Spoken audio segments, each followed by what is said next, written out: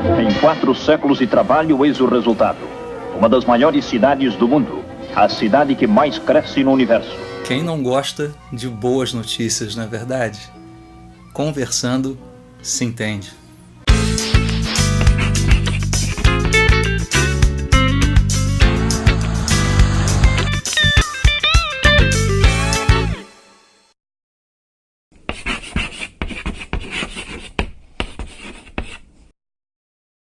A palavra evangelho significa comumente boas notícias. Mas lá no seu contexto original, dizia respeito a um pagamento pela transmissão de uma boa notícia. Disso se desenvolveu com o passar do tempo a expressão boa notícia ou notícia de vitória.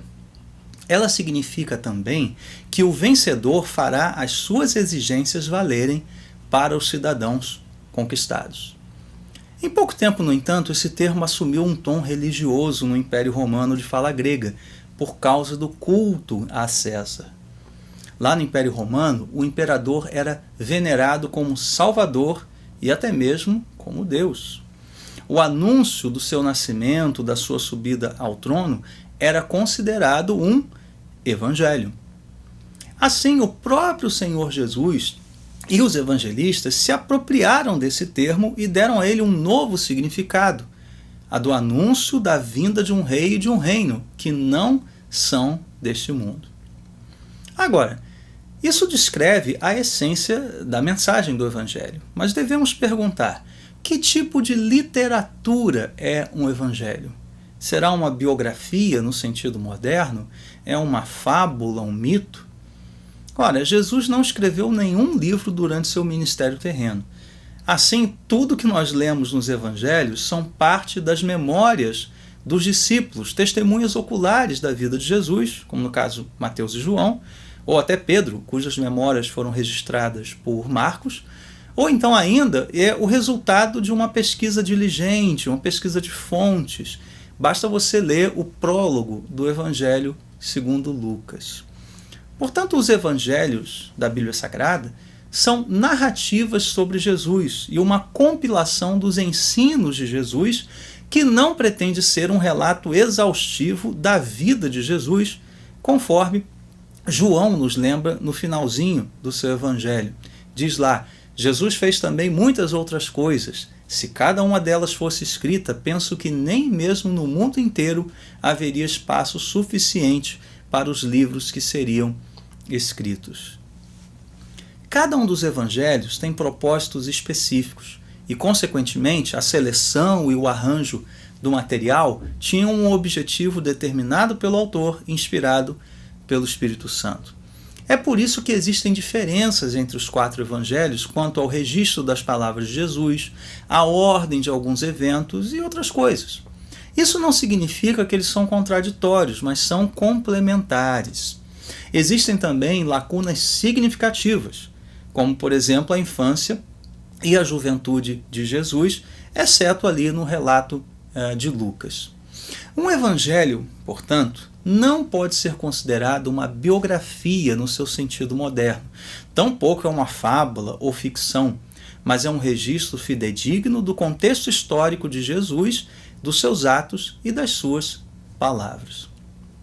Uma coisa importante, os evangelistas são, antes de tudo, pregadores e não historiadores no sentido atual da palavra. Eles são também teólogos, na medida em que seus registros são interpretações dos ensinos e dos atos de Jesus.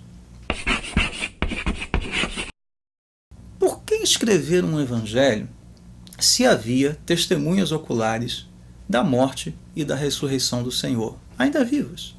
Será que não havia pregação destas verdades, desses fatos na igreja? Vamos pensar um pouquinho. Lá em Mateus 16,13, Jesus pergunta: quem os outros dizem que o Filho do Homem é? E as respostas são as mais variadas. Então veja, se havia confusão quando Jesus estava aqui entre nós, imagina após a sua morte, ressurreição e ascensão. A comunidade cristã recém-nascida necessitava de um registro fiel dos principais fatos e ensinos da vida de Jesus. Aquelas testemunhas oculares começavam a morrer. Além disso, os inimigos da fé cristã já davam sinais que estavam prontos a macular a imagem de Jesus. Era necessário, então, registrar os eventos e ensinos do Mestre. Quanto à formação, então, dos evangelhos, a gente pode pensar numa equação simples.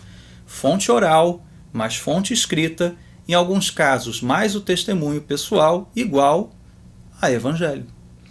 Assim, os evangelistas não receberam diretamente do céu um rolo escrito, mas trabalharam arduamente, recolhendo testemunhos, lembrando daquilo que eles viram, verificando a autenticidade dos registros escritos. Note a palavrinha muitos lá no início do Evangelho de Lucas.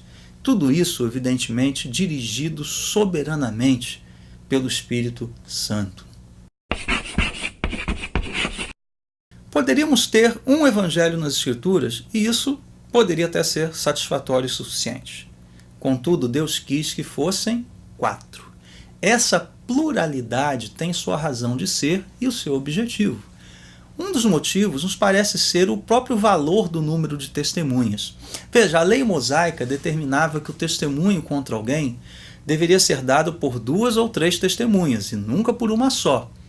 O mesmo princípio é usado por Jesus lá em Mateus 18. O número de testemunhas, então, é importante na determinação da veracidade de um fato. Assim, era importante que 2 ou 3 testemunhas dessem testemunho sobre a vida, a morte e a ressurreição de Jesus. Essa pluralidade dos evangelhos é também valiosa para nos apresentar a mesma história sob ângulos diferentes.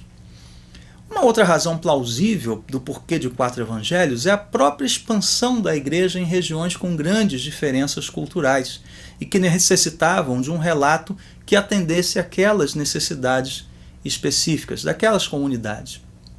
Nós sabemos pelo livro de Atos que a igreja nasceu em Jerusalém e durante algum tempo era formada só por judeus convertidos.